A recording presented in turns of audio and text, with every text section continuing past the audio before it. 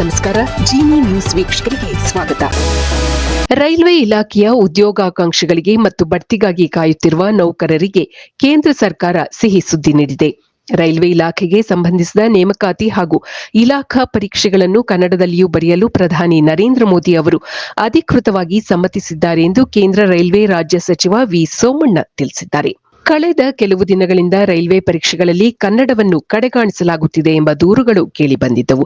ವಿಶೇಷವಾಗಿ ಬೆಂಗಳೂರು ವಿಭಾಗದಲ್ಲಿ ನಡೆಸಲಾಗುವ ಪ್ರಮೋಷನ್ ಪರೀಕ್ಷೆಗಳಲ್ಲಿ ಕನ್ನಡಕ್ಕೆ ಅವಕಾಶ ನೀಡದೆ ಕೇವಲ ಹಿಂದಿ ಮತ್ತು ಇಂಗ್ಲಿಷ್ನಲ್ಲಿ ಮಾತ್ರ ಬರೆಯಲು ಸೂಚಿಸಲಾಗಿತ್ತು. ಇದು ಕನ್ನಡಿಗ ಅಭ್ಯರ್ಥಿಗಳಲ್ಲಿ ಅಸಮಾಧಾನ ಮೂಡಿಸಿತು. ಈ ಹಿನ್ನೆಲೆಯಲ್ಲಿ ಕೇಂದ್ರ ಸಚಿವ ಎಚ್ ಡಿ ಕುಮಾರಸ್ವಾಮಿ ಮತ್ತು ವಿ ಸೋಮಣ್ಣ ಅವರು ಪ್ರಧಾನಿ ನರೇಂದ್ರ ಮೋದಿ ಅವರನ್ನು ಭೇಟಿಯಾಗಿ ಕನ್ನಡಿಗರ ಪರವಾಗಿ ಒತ್ತಡ ತಂದಿದ್ದರು.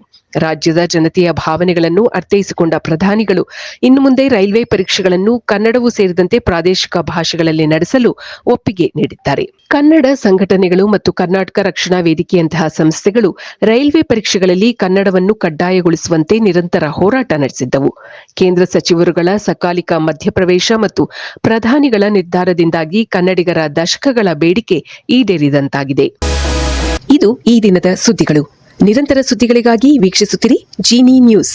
ನಮಸ್ಕಾರ.